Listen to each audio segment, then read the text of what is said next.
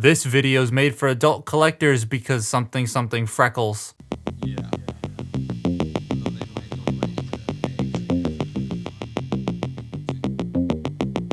So for my regular viewers, this isn't my normal content. I want to try something new. For new people, hi, how are you? Do you think a hot dog is a sandwich or not? Anyways, I figured every other Thursday, or at least I'll try every other Thursday, to do a video that isn't Transformers related. But here we go, Halo. My first Halo game was Halo 4, and I've been hooked on the franchise ever since, but I don't buy Halo toys that often because in Canada, they can be expensive. So when I saw this on clearance at GameStop, I had to grab it because it's a freaking giant Mantis toy. And as a toy, it's all right. There are aspects I like and aspects I don't, so let's just jump right into it. Everyone, I would like you to meet Freckles. This thing is screaming for more paint. Like, it really needs some battle damage and a wash. I could do it myself, and I do have a second one on the way, so I probably will, but for 60 Canadian dollars, I would have kind of expected something like that. And it doesn't feel the best built. The plastic feels kind of thin and hollow. Couple that with the weird sticky feeling joints and the hand feel. It just, this isn't something I like too terribly much to hold.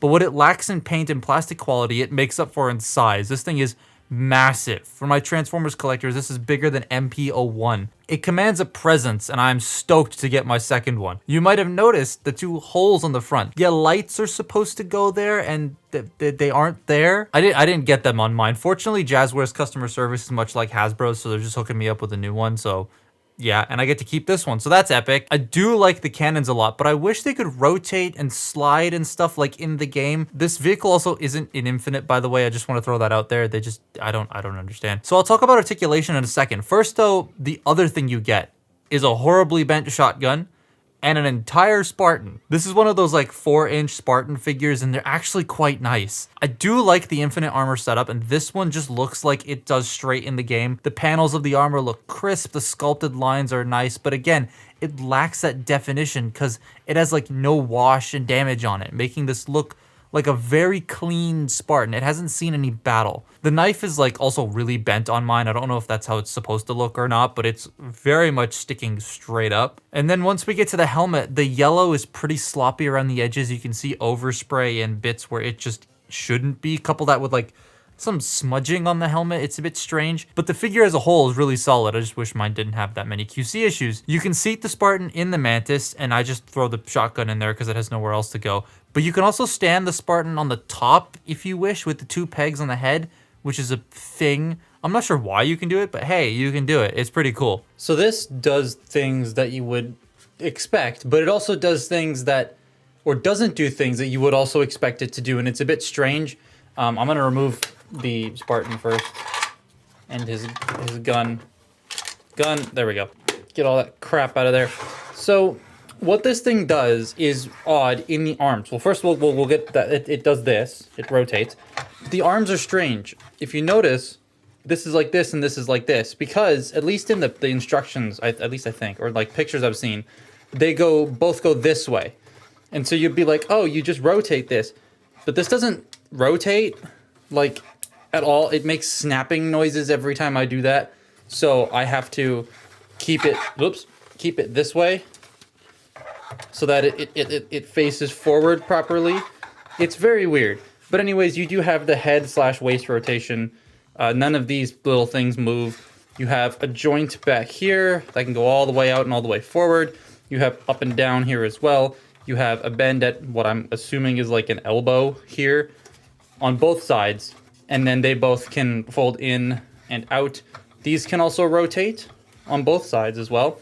So like you can have it targeting up. If you want to like shoot down a phantom or something, you can do that. The legs, they're like an ATST where they have a joint here and a joint here. So you can move this joint and you can move this joint. So you can get them to do really big steps forward or really big steps back if you want to do that. No thigh rotation because I don't think the Mantis in the game ever had thigh rotation. So like I'm fine with that. The knees can go forward all the way and they can go back. They're very weirdly like frictioned. They can go back all that way. This joint can move forward and can go back. Again, no rotation. And the feet, they can rotate and they can go forward and back. There's no ankle pivot, Also, there's a giant glob of glue right there from this going on. The build quality is a bit, it's not $60. Getting him out of the way, the Spartan has fallen over. The Spartan has a lot of the articulation you would expect from an action figure. The head is on a ball joint. It can rotate about that far left and right. He can look up and down a little bit. I wish it could do a little bit more. Oh, wait, never mind. There you go. You can look up that far, but down that's it. Shoulders can rotate. They can go in and out. They are ratcheted. You have a little under 90 degrees of bend at the elbow due to the armor and the fact that these are single jointed elbows. You do have elbow rotation, which is, it's above the elbow, so like it still acts as a bicep swivel. You have wrist rotation, wrists that hinge in and out. You have waist rotation, kind of. I don't know if you heard that click, but that's about as far as it goes. That's also a scary sound. You can crunch back about that far and forward only that far. It's pretty much useless. It's a ball joint, as I discovered earlier in like a few seconds ago when I tried to shoot this scene.